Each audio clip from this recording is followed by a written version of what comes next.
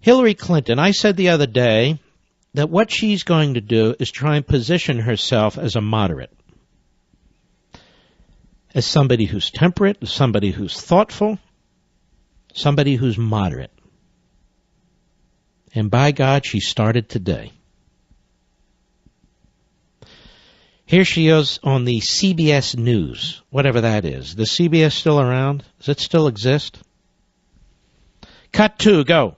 Don't vote for someone who proudly says he or she will never compromise. Because in a democracy, I mean, that's the way they are in Iran, and that's increasingly the way Putin is in Russia. There's no space to compromise.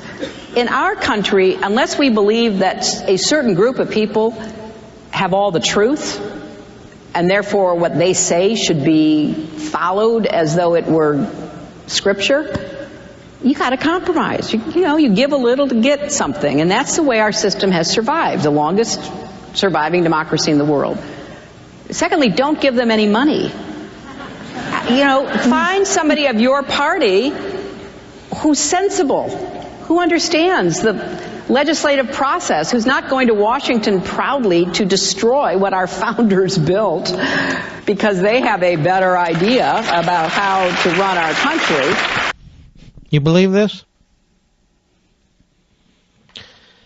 So now she's standing with the founders, she's standing with compromise, she's standing with little d democracy against extremists and radicals who want it the whole way.